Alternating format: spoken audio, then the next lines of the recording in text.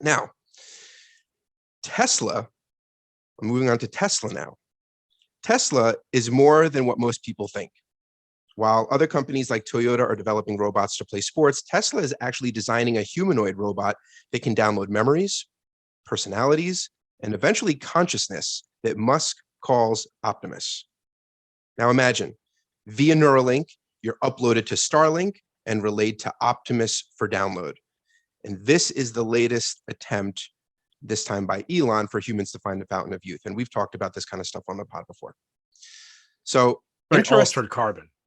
Yeah, right. It's like altered carbon. I mean, and he's doing it throughout his whole portfolio of companies. He's creating all of these supplemental capabilities. Yeah. Now, interestingly, Elon has described this first generation of Optimus robots as worker droids that will do the work that nobody wants to do. And we've talked about bias in the code before, and I am curious, will that bias be forever inherent in this code and be this systemic flaw that we just never get around to fixing, like so many things in society? And then it kind of meets the moment of when we start uploading ourselves and it's still there. The answer is yes, of course, because Elon's doing it. So of course it's going to be biased because he's a very biased individual. You race through so much. There's so many movie references that could be applied to this.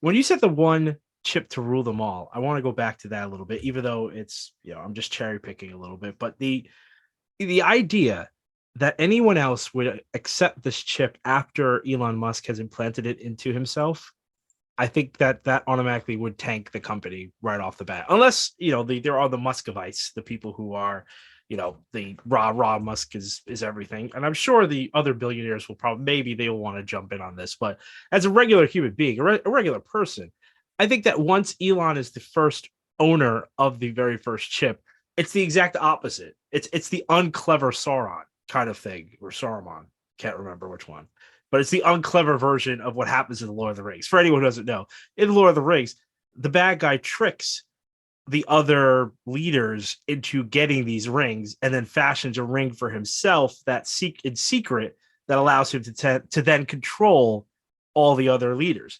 This is the exact opposite of that, which is why it's almost like, I don't know, it's rulership for dummies, if you will. He should have a secret plan to implant a chip into his own body, not openly go out there and plant a chip into his body first. Who else is going to follow that? I don't want to follow that. But no one wants to follow that. But you're thinking of it through the lens that I just kind of proposed it as, positioned it through. A lot of other people, and I think the way that he's thinking about it is that, I'm going to test it on myself. And if it's good enough for me, it's good enough for you. And it's almost like Biden getting the vaccine jab to say, like, hey, guys, it's safe. It's good. Everyone do it. Oh, yeah. How'd that work out?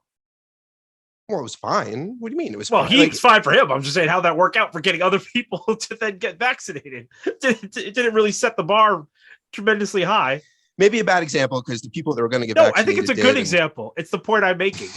If you openly go out there, that's not the point I'm making. It doesn't mean that other people are going to follow you. It just means they'll look at you as like, oh, wow. Well, I mean, that's interesting. You've done that. I'm not going to do that. But I will also go back to, I'm a little concerned as well with the satellite issue, because when you said the amount of satellites that are currently in the sky, it definitely reminds me of the scene in 300 where, what is it? I forget what the leader, Xerxes, he says to Leonidas, our arrows will blot out the sun. Because they have so many arrows. That's what the Persians were known for in the ancient world.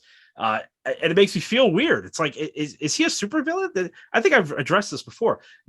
Could he ever have enough satellites in the sky that he could actually coordinate them to maybe block out the sun for a portion of of the population in any way, shape, or form? Like, can he block out enough sun for Florida, for instance?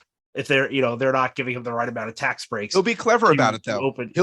He'll do something like it'll a bat be an accident, signal. Of course, he'll create a shape like a giant M. Yeah, for Musk, like a bat signal that'll put in the sky, and it'll be like a partial eclipse. Right. And they'll exactly. say, look, isn't that cool? Thanks for letting me do that. Oh yeah, I'm not going to remove it until you guys do this. Yeah, until my legislation gets passed in order to give me the tax breaks to now basically co-opt what's the main launching place Cape Canaveral. Yes. Until I get exclusive rights to Cape Canaveral, this M will remain in the sky. I feel like that's what we're going to be dealing with here. I mean, it's almost like that people talk about global terrorism. I feel like for the first time, we might actually be seeing someone with enough power in this world to be a global terrorist, to actually say, I'm going to affect the way in which this area of the world gets sun, which has so many ramifications in terms of, the geography, there's so many things that could be affected by having less sun than what, especially an area that is supposed to be warm and hot and humid like Florida. I'm just saying, I'm spitballing here. I don't know. We've talked about that on the pod. We talked about it a little bit. Yeah. Countries using weather and climate and things like that to go to war with one another through cloud seeding or whatever it might be, and certainly blotting out the sun.